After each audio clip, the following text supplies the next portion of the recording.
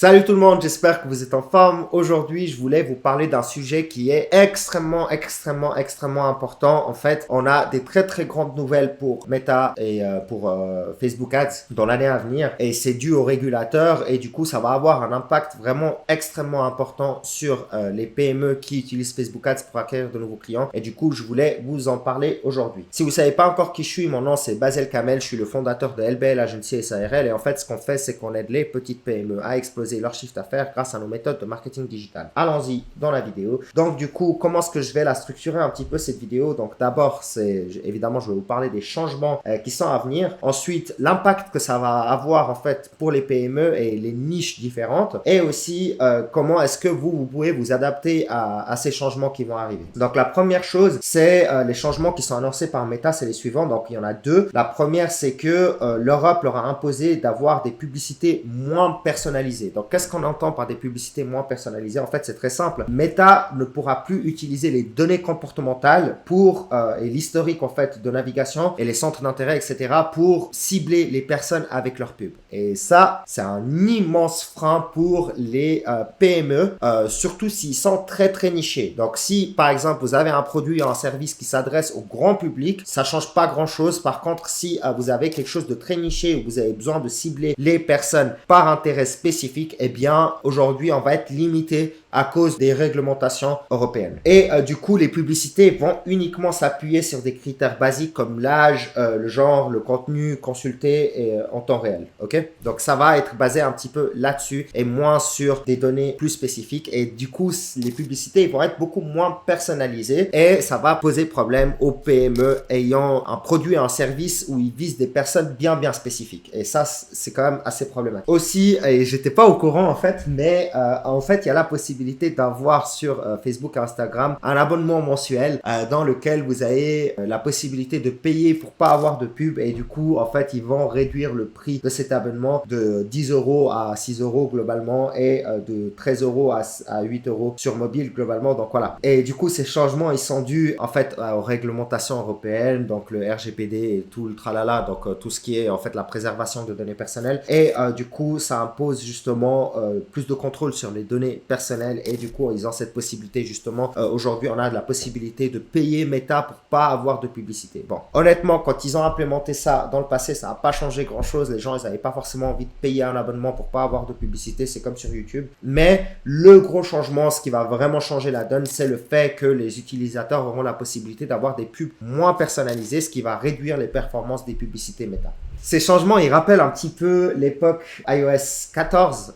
Donc à l'époque, en fait, en 2021, ça avait un gros impact justement sur la publicité. Et pour les PME, ça s'est traduit en fait par une augmentation des coûts d'acquisition et une baisse des rentabilités des campagnes. Globalement, c'est ça. Et certains, ils ont même complètement abandonné Facebook Ads à cause de ça. Pourtant, Facebook a réussi à s'adapter avec le temps. Et là, du coup, ça fait de nouveau un gros coup, surtout pour les PME qui ont des produits qui sont très nichés. Donc, quel est un petit peu l'impact que ça va avoir? Donc la première chose, c'est que évidemment on va avoir moins de possibilités de ciblage. Ok, et ça concrètement c'était un des avantages les plus importants pour Meta parce qu'ils avaient vraiment la possibilité de cibler de façon très précise. Et aujourd'hui, à cause de cette nouvelle, eh bien les pubs ils vont toucher un public qui est plus large. Alors comme je l'ai dit, ça posera moins de problème à des PME qui ont un public large. Ok, on parle par exemple des salles de sport. On parle par exemple de tout ce qui est produits beauté, etc. Vous pouvez toucher un public qui est relativement large, étant donné qu'on peut par exemple faire des pubs encore sur les genres, enfin pour les genres, et etc.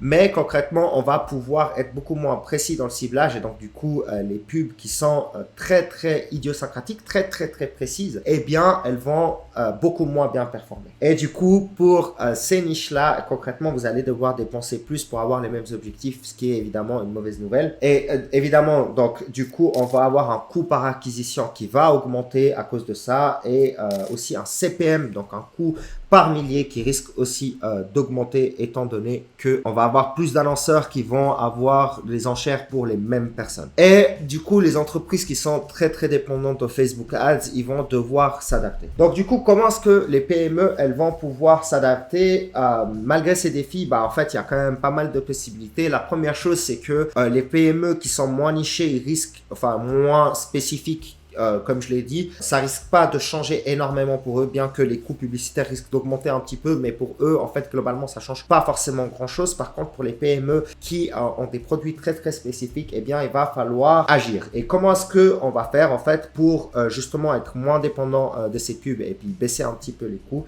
La première chose, évidemment, c'est que vous pourriez complètement arrêter Facebook Ads, mais par quoi est-ce qu'on va le remplacer concrètement? La première chose, c'est qu'il faut absolument commencer à collecter, si vous l'avez pas déjà fait, ou bien être un peu plus sérieux avec la collecte de données propriétaires. Qu'est-ce que j'entends par la collecte de données propriétaires? Eh bien, c'est vos données à vous. Une liste de leads, etc.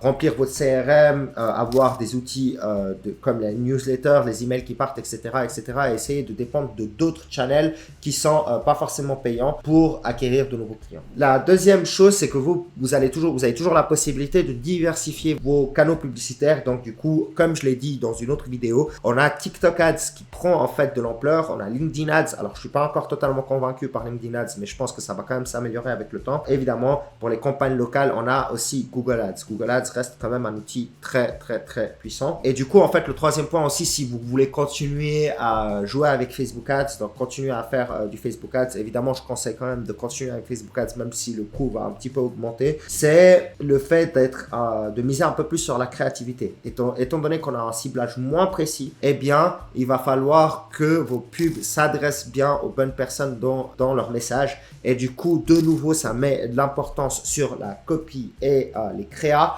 pour obtenir des résultats et non pas sur le ciblage. On est moins dépendant du ciblage, on est plus dépendant de la qualité des publicités et du coup, il va falloir faire un effort là-dessus. Et évidemment, le dernier point, c'est toujours tester, évaluer et adapter vos budgets. Et si vous voyez que Facebook n'est plus intéressant pour vous, comme je l'ai dit, vous avez la possibilité d'aller sur d'autres plateformes. Comme on peut le voir, en fait, concrètement, dans le monde du marketing digital, les choses évoluent très vite et du jour au lendemain, il y a tout qui peut changer et du coup, il faut toujours se tenir au courant de ce qui se passe. D'ailleurs, je vous invite justement pour ça à vous abonner à la chaîne parce que, évidemment, j'essaie de couvrir ce qui se passe dans le domaine du marketing digital étant donné que c'est mon métier. Et du coup, n'hésitez pas à vous abonner, n'hésitez pas à laisser aussi un commentaire pour me dire un petit peu ce que vous pensez de cette situation, est-ce que ça va changer. Aussi, si vous voulez travailler avec nous pour augmenter votre chiffre d'affaires grâce à des méthodes de marketing digital efficaces, eh bien, vous pouvez cliquer dans le lien en dessous dans lequel vous allez pouvoir booker un meeting et dans lequel on va pouvoir discuter de vos besoins et de ce qu'on peut faire pour vous aider. Allez, c'était Basel, à tout bientôt.